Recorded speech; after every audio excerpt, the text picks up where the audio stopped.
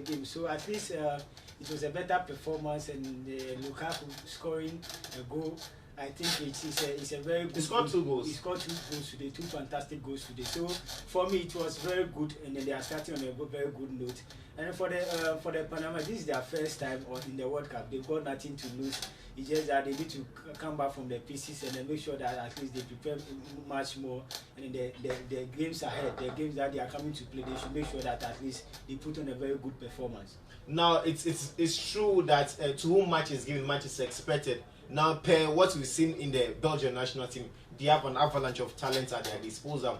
Scoring 3 goals, is it enough to qualify them as title, or better still, World Cup favorite to go that far to the extent of probably winning the World Cup? These are early days. These are early days. Yes, you can't say that because they won by 3 goals. Because they were playing against a Panama side, who is a World Cup debutant. They've never been there before. Even when they qualified, they needed to give them a public holiday because of the first time they are playing the World Cup. So at least, but Belgium they maintain an 100% record as in for scoring 43 goals before they qualified for this World Cup. And then it's been a very fantastic preparation. So and then it's very when you have an avalanche of players and then you have players that are equally very good on the bench, it give you the kind of support that at least when there is no other player there, they can be some of the players that can provide you the support. So for me, I think that they did very well in winning. I predicted that at least they will score 2 or more goals, and yes, they won. And then I also said that Lukaku will get a goal, and then he scored. So it's for no surprise that they have Thierry Henry on the backroom staff. At least maybe it's just helping the strikers. And you saw what Lukaku did. It's a fantastic, and then it's just a good sign of many things to come. Because when you have the likes of Thierry Henry at your backroom staff, it's give you the edge because he's been there before, and then he's won it as a player too. Now let's look at the key components in the Belgian national team. Kevin De Bruyne having an assist in the game, making sure that Lukaku scored the first goal in terms of Lukaku's personal first goal, because that was the second goal for the Belgians. And also Eden Michael Hazard, he made sure that Lukaku scored that particular beautiful lob goal over the goalkeeper. Now, if you are looking at Eden Hazard and also Kevin De Bruyne plus Lukaku, these are the 3 components of the Belgian team that makes them tick very well when they are going up front, and also they are the key players of their particular team. Now, how would you assess their performance today? It was excellent. You can see that they were doing their passes very well, and they were doing their things very right. And then when you look at Hazard, it seems like he was not up to his game yet, but yes, he provided an assist. So for me, I think it was a very good sign. And then I think going forward, they should just make sure that they improve on their performance, because it seemed like they struggled hard before the goals started coming. Yes, so for me, I think that they need to improve it, because when you are playing, you have Tunisia and then you have England. Yes, they are a very good side who are also at almost like 100% record prior to their preparations to the World Cup. So for me, I think that before you can win them, you need to up your game. And then yes, they won the game, but you need to look at, because the Panama were not a better side for them. And then when you are going for it, the more you go ahead, the more tougher it becomes. So for me, I think that they need to prepare and then come back stronger. Beating Panama, it's not an argument. It's not, you can't just say that because you beat them, you have a very good team. It's when the competition gets going and the competition becoming tougher, and then you are able to win. So far, they have a very generation of players that you can say that yes, they have a very good team. But so far, what have they been able to achieve is the question that you need to ask. For me, the win is very important, and at least it gives them the edge that. It gives them the head that they can have a better things, and then they can win the rest of the matches.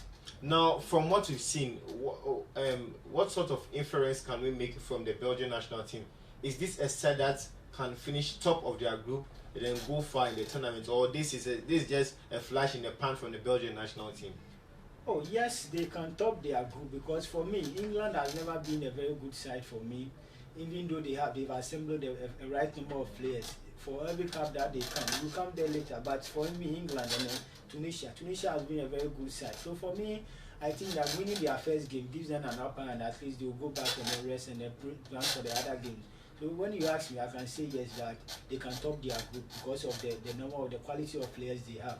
But as in going forward, when reaching the quarter 1/16 and the Quarter final finals and all the games. That's when the problem. But for their group, I know that definitely they progress to the other stages. Okay, definitely they'll progress to the other stages. Those were the comments of William Miracle. Quickly, let's move into the game between Tunisia then England. Now, looking at the English national team, it's the first time they are playing against Tunisia since 1998. And then the first time they played, they won by 2-0, where Alan Shearer and also Paul Scholes were able to get the goals against the Tunisians. Now, do you foresee such a thing replicating today? Yes, I can see, because when you are looking at the side that won in 1998, they won in Tunisia. It seems like Southgate. He played that. Yes, that was his debut. He played in that game. So it seems like you winning against a team that you've played against, and then it's giving him the kind of courage that at least we played in the World Cup stage and then we've won them before. And then yes, still the English team are here to taste a defeat from an African side in the World Cup. So for me, I think they will just want to maintain that kind of 100% record and make sure that they do not lose to the African opponent. Now they do not lose to the African opponents. That is according to the words of William Miracle. But here lies the case that English national team, ever since they won the World Cup in 1966, they go to the World Cup with a lot of expectations and a lot of ambitions. But they flatter to deceive, and they are booted out of the competition, to the extent that in 2010 they played in the World Cup, and then they were booted in the group stages. Away from that, in 2014, that same thing was replicated. Now this time around, do you think that the players at the disposal of Gareth Southgate, minus the fact that these players are not the well-known, well-established players, because back then the English national team were better, so the Three Lions paraded the likes of Frank Lampard, Steven Gerrard, Rio Ferdinand from the back line, and then a whole lot of other good quality players. Now this time around, they are coming with young, exuberant, vibrant players who are willing and hungry to get the results at any point in time for the English national team. Do you think that this national team is primed for success at the World Cup? Yes, I used to support England when I was growing up, and then I quite remember a game when they were playing against Brazil, and then England went on to lead the game. You are talking about the 2002 game? Yeah, 2002 game, and I watched it. It was an early morning. I just have to watch it before I go to school, and then you have Ronaldinho against Seaman, and then Seaman. So ever since then, you see that anytime England are in the competition, they are being tipped as favorites. But yes, they do not go far. It seems like they have a problem with their foundations of the game, where their structure is not that very good. It seems like the English media overhype their players. So when they are in the tournament, it seems like they can do very well. But it's not about the quality of the players you got. It's not about the players that are known. It's about teamwork. And it seems like most of them have not gotten, the team has not gotten that kind of team spirit and a teamwork to make sure that they deliver and win the games. So for me, England, upon everything, it seems like the players they got is an home-based home-based squad. But yes, still, most of the time, that's what we got. We got many teams, many times that they've got a good number of players in there. But yes, they failed to live up to expectation. So for me, I'm not thinking that they can do anything, because when you are looking at the squad too, I don't think that they can. I'm just hoping that it will be a first African win for them, and also we are just hoping that at least for the other African countries that have played so far, it's not been impressive that much. So we're just hoping that at least there will be a first African win for us. Now this is something to scare you. Now England, in 6 games at the World Cup, they are yet to lose against an African side. They have managed to keep 5 clean sheets. Is this anything to refer from it and making it look very bleak for the Tunisians? Don't you think that per these statistics and then per this history is going to affect the chance of Tunisia getting the 3 maximum points? And then when you are looking at them, they have topped in their group in just like one occasion, 2006, the last 5 World Cups. So for me, England, it's just a name. They are Lions, and then the Lions, it seems like. But don't forget that the Tunisians are Carthage Eagles. They are flying in the sky. Yeah, so Lion and against the Eagles. So at the end of the day, we see where the real strength is. Everybody, each of the animals have got its own its own strength. So we see where the real strength is. But for me, I don't see the English team putting that winning this game here, because most of the time it seems like they have an avalanche of players. They've got the names in there, but yet they do not live up to expectation. So for me, I just wish that an African side at least will get recorded and first African win in this tournament. For English team, they've got a number of players, and yes, they've never lost to an African side in the World Cup before. Yes, but anything can happen, and then we are just expecting that kind of record will be broken today. Now, if you are Tunisia and you read the record that the English national team have failed to win a game in their last 8 matches at the World Cup, drawing 4 and losing 3. Is this not something to ginger you? And then knowing very well that the English national team have also failed to score more than one goal in an encounter at the World Cup in the last 9 games.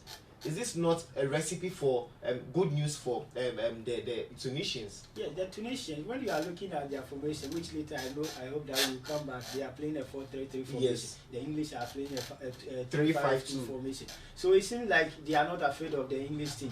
Playing a 4-3-3. You want to open up and then make sure that they get yes, faster. and when you look at the interview that Gareth Southgate granted, it seems like he knew what the Tunisians are capable of doing. Certainly. Yeah, so that's why he put up those kind of squad. And when we are looking at their formations, it seems like even though they are playing a 3-5-2 formation, at the wings they have most defenders in there. So it seems like it's more or less of a 5-back. It's more or less of a 5-back because they've been used to that formation when in England, because Conte used that formation and won the league. So most of the Pochettino sometimes use that. Yeah, so it seems like most of the coaches now are diverting to that kind of formation, which I think that sometimes it does very helpful.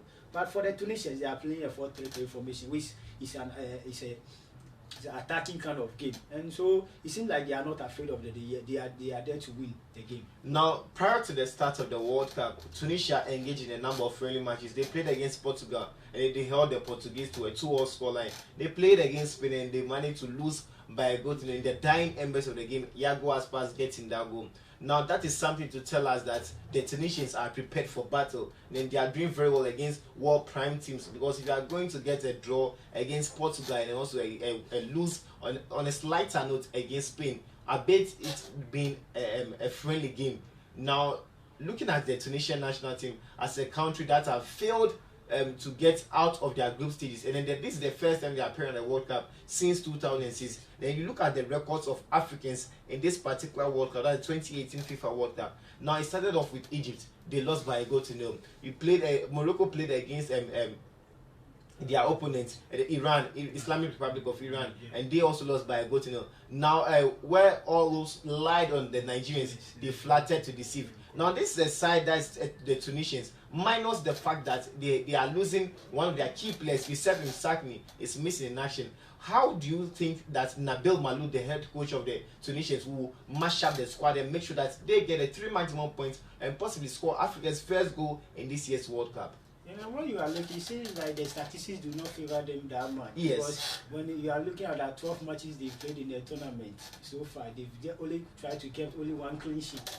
So for me, I think that yes, they don't have what it takes, and then it seems like the statistics do not favor. But when you are looking at their preparations towards the World Cup, and then they are qualified so far, and then the game against Portugal, you also like, if not for the extra minute goal that they equalize, like they've gone on to win the game. So for me, when you are playing the likes of Portugal and then you are getting a draw, it seems like you are on the road to success. You are on the road to success. For me, I'm just hoping that at least we'll get the first African win.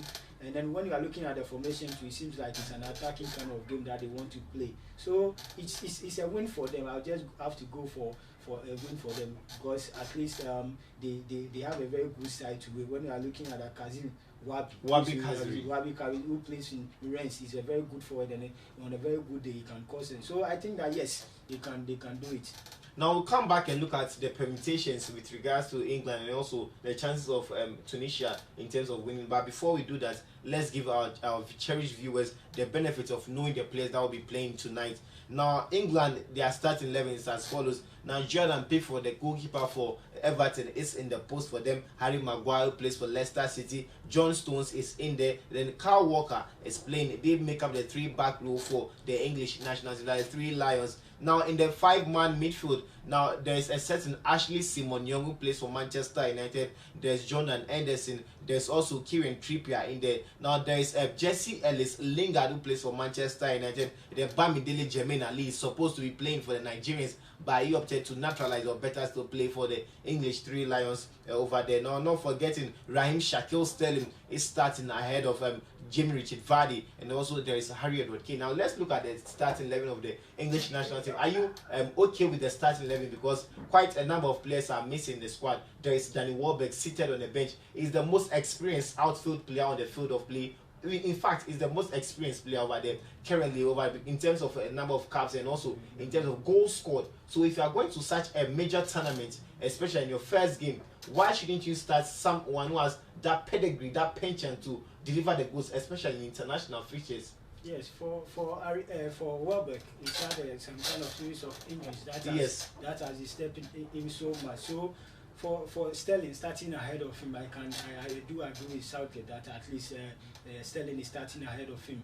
And when you're looking at the squad that the Harry Kane, we all know what he's capable of doing at any time. And then, but the only problem I have is with the midfield, because when you have Lingard and then we have Henderson and Dele Alli, at least, and then you have also Trippier, the wing backs, that's Young and also Kieran Trippier supporting them. So for me, it's a very good battle. The only problem I have is the midfield, which I think that you think is lightweight. It's lightweight. It's not that strong enough. So the Tunisians can use that and then break it inside that into the team and then make sure that at least they get the win for us.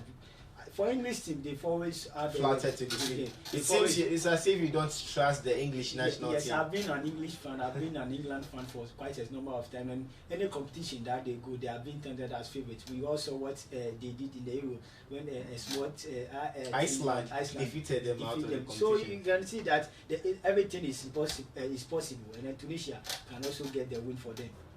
Now for the Tunisian national team, you have Hassan in post, you have Merea, Ben Youssef, then Bron Malul playing in this game, Ali Malul. There's also Shikiri, there's Badri Sassi, and then Ben Youssef, and then Wabi Kadri. Not forgetting Niam Sliti will be starting or will be leading the lines for the national team of the Tunisians. They are also known as the Carthage Eagles of Tunisia. Now looking at this set of players, I've already made mention that Youssef Msakni, their most creative player, their talented player, talismanic player who made sure that they qualified to the World Cup, is going to be missing in action. So where is the creativity going to lie for the Tunisians? How are they going to break the defense of the English national team? Where do you think that they will have the IQ to unlock the password in the defense of the English national team? Yes, because when you are playing a 4-3-3, you are just going for a win. So for me, yes, the strikers need to be concentrate in the game, because they do have the kind of flow from the midfield, and then they have a very good defense too. So at least when you are playing that kind of a formation, you just make sure that you go on the counter, because in the 3-5, what England are playing the 3-5-2 formation. Yes, it seems like there is 3 back. That most of the time the two wingers make sure that they protect the defense.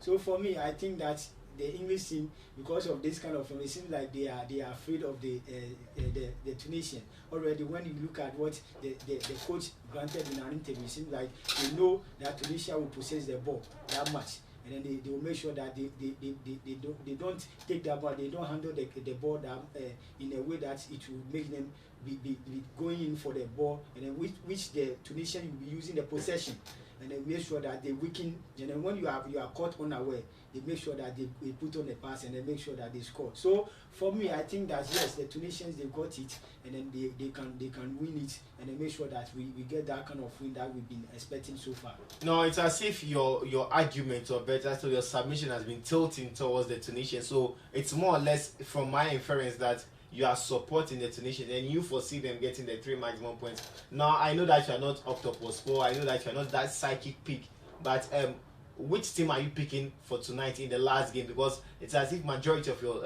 decisions or your results has come to pass today, because you said that you were not expecting a lot of goals in between Sweden and also South Korea. You also predicted correctly that the Belgians will win more than 2 goals, and that was also correct. And then this time around, what is going to be your choice? Yes, England for the past season. Anytime they go into a competition, they have the kind of players that they want to do. But for me, I think that me being an African and not being an African per se, but looking at with the kind of formation, it's an impressive one 4-3-3, which means it's an attacking game. Attacking, and then they are in for the win. So for me, I'll go for a Tunisia win or draw. Yes. Tunisia win or draw. Those are the comments of William Miracle. So for that particular one, that will be the final pre-match discussion we'll have on today's games. Tomorrow we'll also be doing quite a number of games, but the Senegal will be playing tomorrow. So that notwithstanding, let's go and watch the game proper. We'll come back and also do the very important aspect, that is dissect the game and also explain what's transpired during the course of the 90 minutes, and then give it to you much better, like it's very important to you. So on that particular score, William Miracle, thank you very much for appearing on the show. You have been quite excellent, and everything that we've done so far, we owe it to you, because you have been very excellent, you have been punctual, you have been active, and also excellent with your submission. I'm sure the viewers would attest the fact that William Miracle has been very, very excellent. So on that score, my name is Godwin Amatego, and I have an unwavering passion for sports. In the meantime and in between time, hasta manana.